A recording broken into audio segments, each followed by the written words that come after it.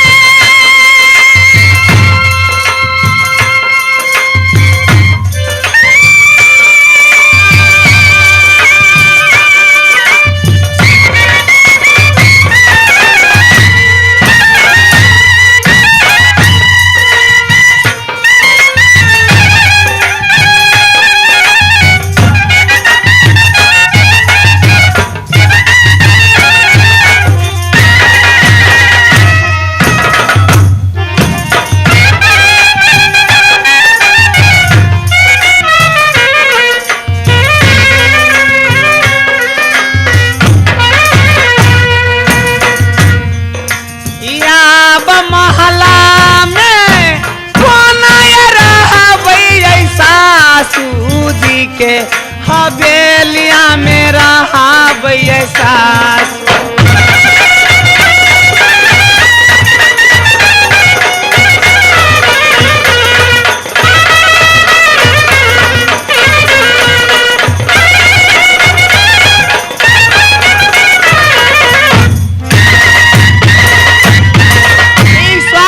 यही समय में मंत्री साहब ड्यूटी बजबे छला, सब दिन अपना ड्यूटी में रहे छला, लेकिन आज के दिन में उनका नहीं देख रहा छी। अपना दिल के बात उनका मंगा कर कहब ताकि मैं सुने ना कुछ कहत नहीं। ये मंत्री साहब अबे छी मलकानिये, ये कत्ता गेलिए? ए आइब रहल छी। ये अबियो नहीं है। सास बुढ़िया ससुर बुढ़बा सार है हमारा जवान। सास बुढ़िया ससुर बुढ़बा सार है हमारा जवान। साली के संग ससुराई रह गलिए, साली के संग ससुराई रह गलिए। सरोजनी मरल कई जान, बोलो भैया राम राम राम सीताराम। सार हमर बिगड़ल जोतल खेत में।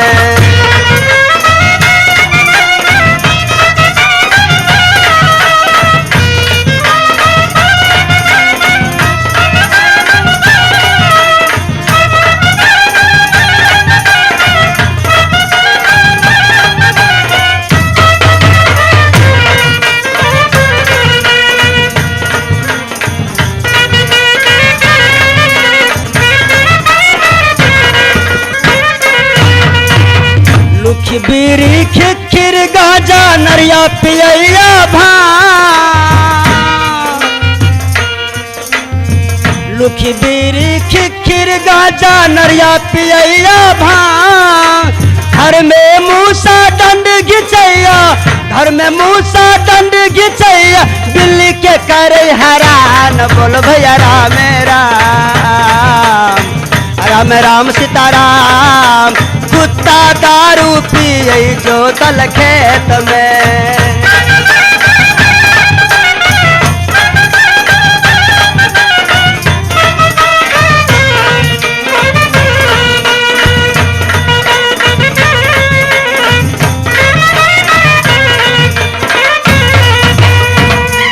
प्रणाम है मिलकैन।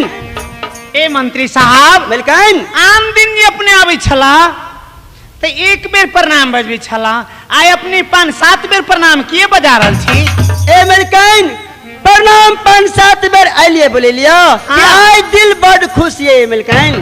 ये कौन अवसर पे है ए मलकाइन हाँ आई वीडियो कैमरा से अने रील भरा रहली अछि ताहि लिए हमर दिल बड़ खुश ये। ये बुआ ओहने अहाँ के दिन में आज के दिन में अहाँ के हम दे छियै आशीर्वाद अहाँ सुनियो। हे परमात्मा हमरा मंत्री साहब के उर्दा 80 वर्ष के होइया हमर उर्दा छिनका मंत्री साहब ने प्रवेश होइया हमर मंत्री साहब ने मरने मरिया ने कटने कटैया लेकिन पुत के आंख कहियो नहीं देखिया।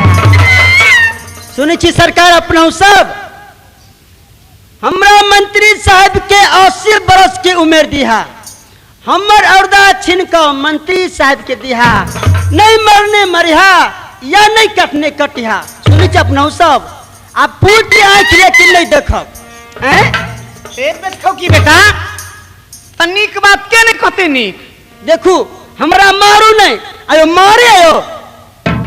मारे हमरा। ए मंत्री साहब कहीं जेते बात मैं सुनी ना सुन लेते तो की कहते है कहत कैसे ताई द्वारे मंत्री साहब हमरा दिल के बात मैं सुने ना के सुनेबे कि कनिया कत छली मैं सुने ना पूछत तो कभी अपना महल में छला कभी ने कहबी नहीं ठीक है अपना दिल के बात अहाँ के हम सुना रहल छी तो सुनाएम नहीं जब तक सुनाएम नहीं और तब तक हम बुझब कोना। ये घर रही में यही रही पर लोभिया यही बाबुआ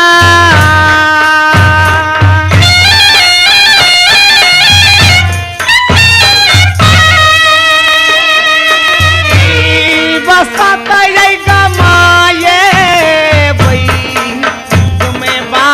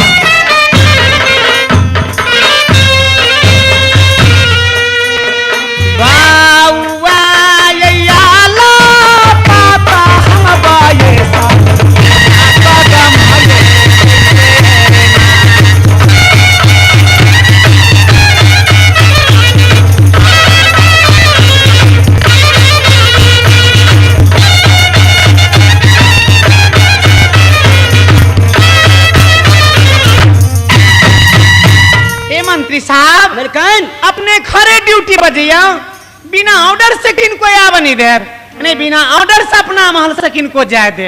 ए मिलकन हाँ ड्यूटी में मंत्री साहब 24 घंटा के लिए तैयारी रहियो मर्द हो या जनाना अंदर से बाहर जा नहीं सकियो अने अपने चिंता नहीं करू चिंता में की लिखल है चिंता से चमार मरे तो दुख से मरत दुसाध पाप से पासी मरे तो कह गए जय कुमार दास अपने के 5 करदाना दक्षिण शहर में मिलते 5 हाथ बस्तर मिलते कमी 1 मुट्ठी ओगार नहीं मिली नहीं बुआ पैसे यहाँ के बोली सुनकर अहाँ के बात सुनकर अपना दिल से चिंता हटा ले लो बुआ ठीक है अपने ड्यूटी में रहिए हम जा रहे छी अपना महल में न्याय सुनना के सेवा बजाय ताई से दुनिया में कुछ नहीं होत ताई से दुनिया में कल्याण होत बिजलिया ठीक है ठीक है अपने ड्यूटी रही हम जा रहा थी या बघारही में ये राही हो बिजुलिया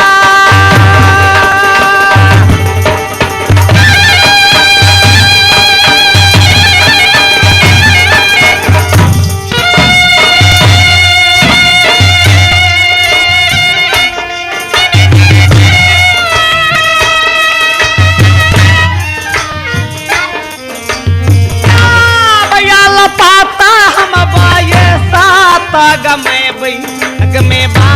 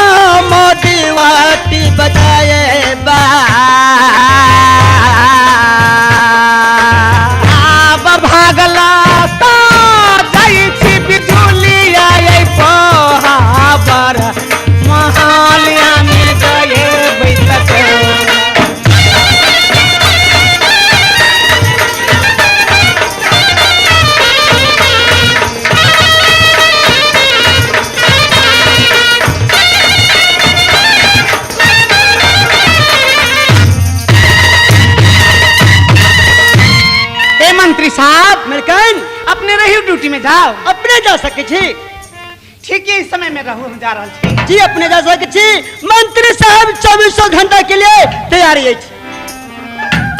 ए मंत्री साहब मिलकन जाए दिन में सासुर ये लो तो वही स्वामीनाथ पर आशा लगा के ये लो लेकिन स्वामीनाथ के अपना नैन से कभी नहीं देख रहा छी बरबर भक्ति के लो बरबर भक्ति कैली की के लो की ये वही बेईमानमा पर मठना लिये ये वही बेईमानमा पर मठना लिये बराबर भगती बेईमानमा ला के लिए तुलसी चौरा में जल ढार लिए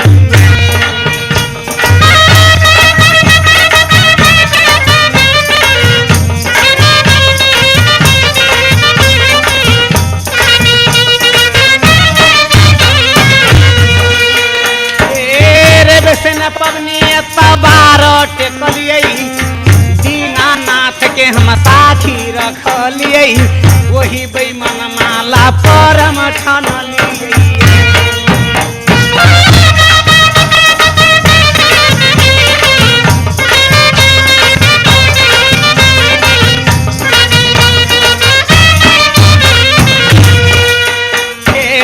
पूरन पातर रख दिलिए तुलसी चौरा में जल ढार लिए नित दिन नाम हम ईश्वर के जपलिए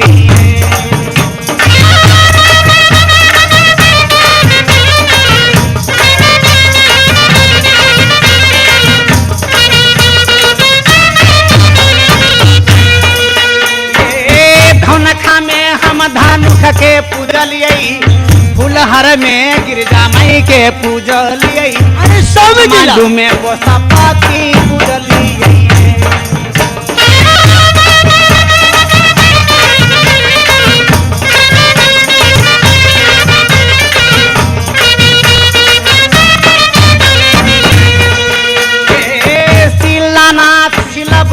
की पूजलिए फूलहर में गिरजा माई के पूजलिए दीनानाथ के हम साथी रखलिए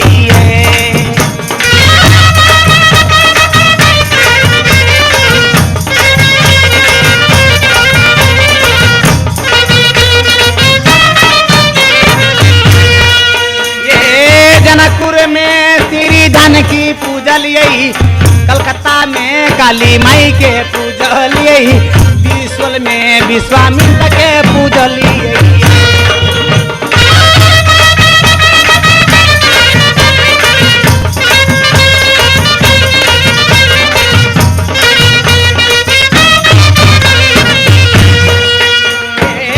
कांचे चंदन काटी पलंगा बने लिए रेशम सुत सात पलंगा घोरे लिए चारू पौआ पहला दजर लिए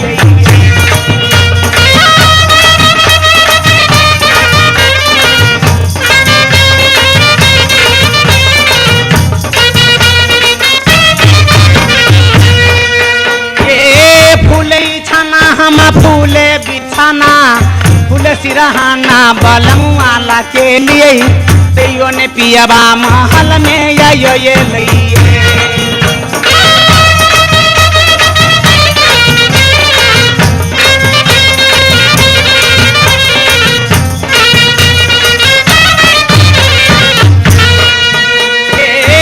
पर गुलाब हम तेल छिटलिए महमा पलंग पर हमसे हो बने लिए तैयो ने पियाबा महल में ये लइए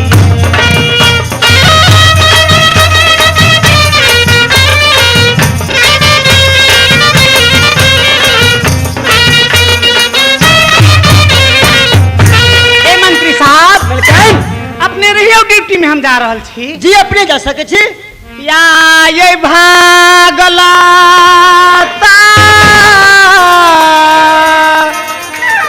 जाई थी बिजुली या ये कोहाबर हम हालिया में जाए बैठ को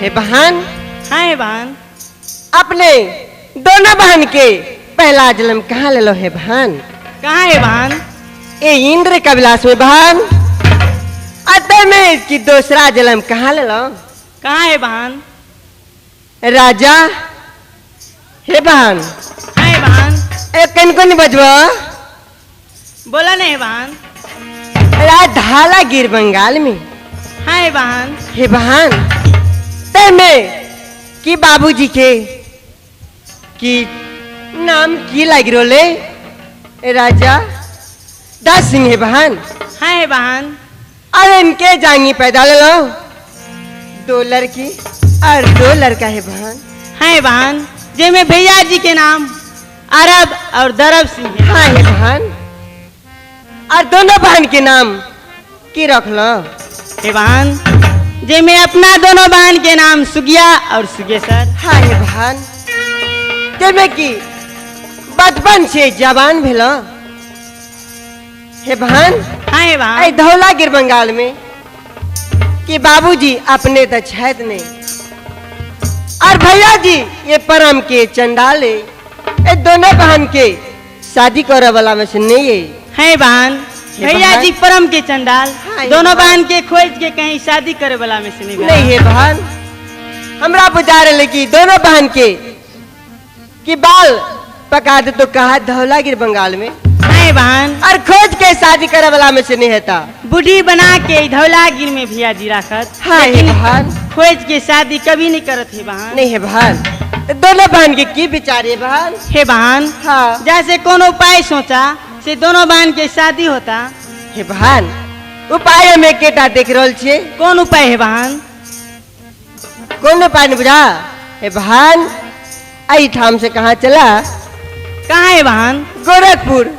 बाबा के मंदिर में पूजा करे के लिए चले हे बहन। हाँ ये बहन चला।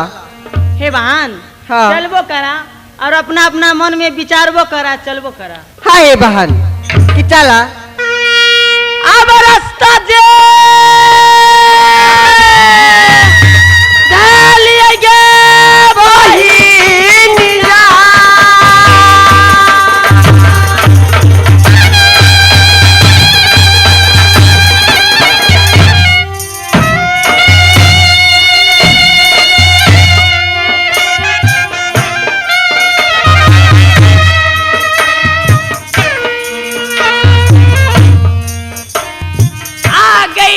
बाबा कहता यही मंदिरा बांध जाए बा।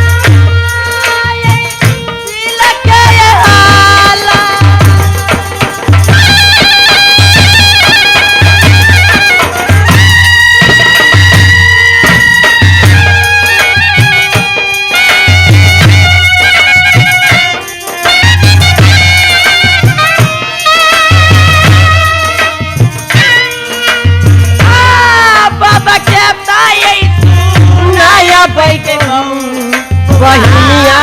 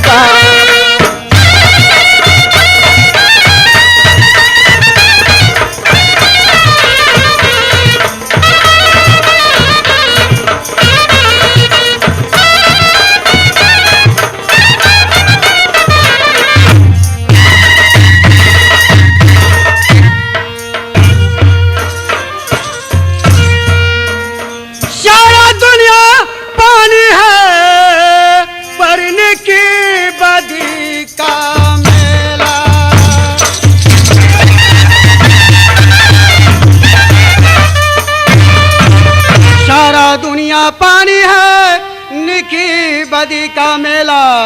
याज राती देख लाऊंगा कुमर बिज भारी का खेला।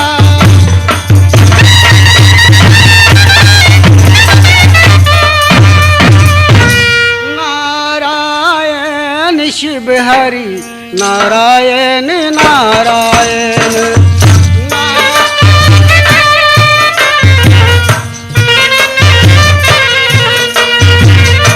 नारायण शिव हरि नारायण नारायण।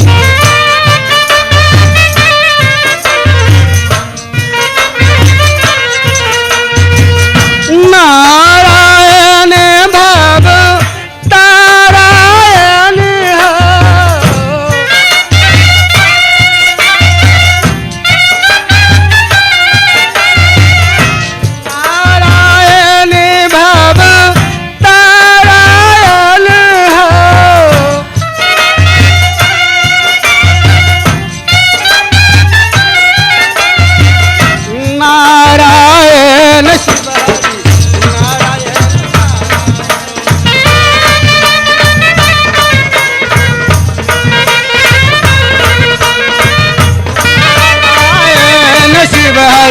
नारायण नारायण।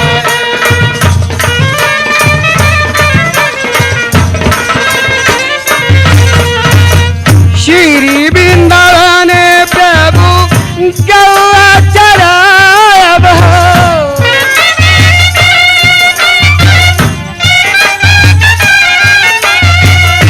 मोहन बांसुरी मुट्ठी से बजाओ,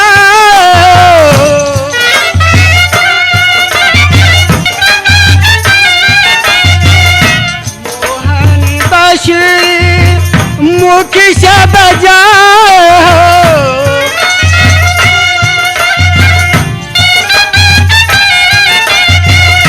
नारायण शिव हरि नारायण नारायण।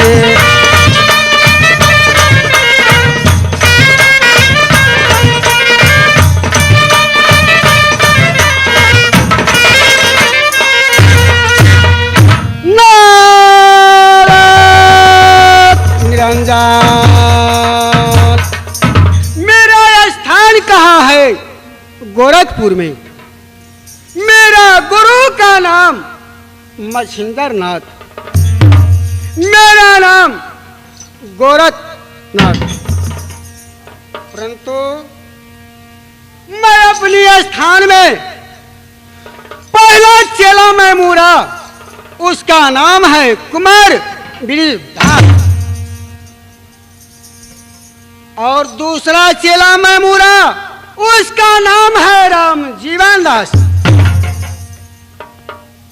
परंतु स्थान में मैं चेला राम जीवन दास को नहीं देखता हूं। ठीक है, मैं आवाज लगाता हूं कि चेला राम जीवन दास स्थान छोड़ करके कहां गया है।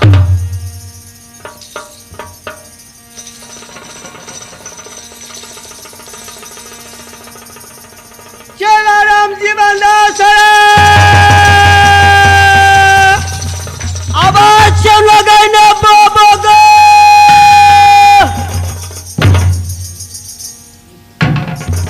अरे मैं तो किधर से भी नहीं देख रहा हूँ चेला राम जीवन की आवाज।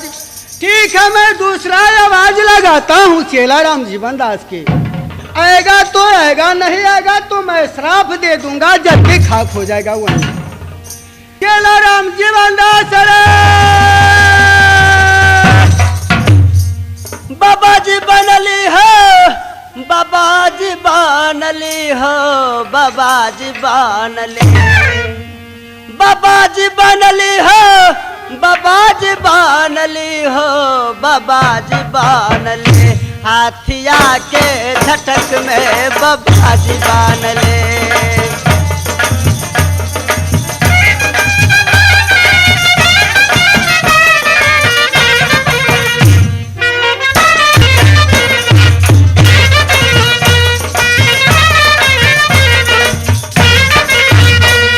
बाबा जी बनली, बाबा जी बनली हो, बाबा जी बनली हो, बाबा जी बनली, हाथिया के झटक में बाबा जी बनले, हाथिया के झटक में बाबा जी बनले।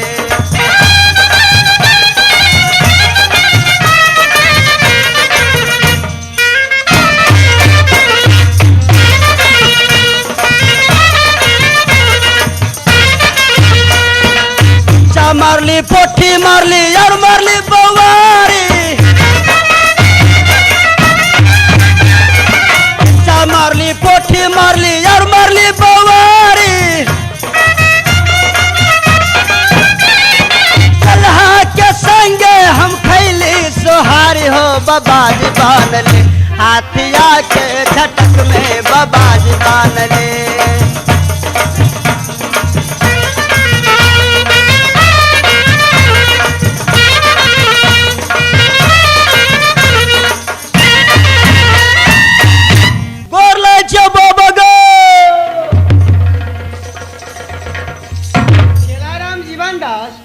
बहबा क्या बोला बच्चा? बहबा। देखो चेलाराम जीवन दास, तूने क्या बोला? बहबा। ऐसे नहीं बोला जाता है चेलाराम जीवन दास, बाबा बोलो। तो कथी बोलिए गो, कथी बोलियो, कथी बोलियो? मैं कहूँगा चेलाराम जीवन दास, तुम बोलना कि बाबा। तो वही मैं बोल रहा हूँ, बाबा। फिर वही बात बोलता है चेलाराम जीवन दास। देखो चेलाराम जीवन दास, मैं बोलूंगा कि चेलाराम जीवन दास, तुम बोलना बाबा। तू बोलता है बाबा, तू बहुत बदमाश लगता है चेलाराम जीवन दास। चेलाराम जीवन दास, बाबा। ए मस्त रहो चेलाराम जीवन दास। चेलाराम जीवन दास, तुम ये बतलाओ, तुम्हें मैं पैसा दिया था 2 रुपया साग लाने के लिए दरभंगा बाजार से, तो तुम साग क्या लाए हो? बाबा गो, साग ले लियो हो 1 किलो भैंसी के साग। चेलाराम जीवन दास, अरे भैंसी की कहूँ साग होता है? भैंसी का साग नहीं बुझे छो, उजर हो छे, उजर। चेलाराम जीवन दास, भैंसी का साग क्यों होता है? साले तू हमसे मजाक करता है? नहीं नहीं बाबा, अरे भैंसी के साग के मतलब दही, दही। ओ, दही होता है, दही हाँ, लाया है? हाँ, दही ले लियो। तो ठीक है चेलाराम जीवन दास, कुटी में अब राम भजन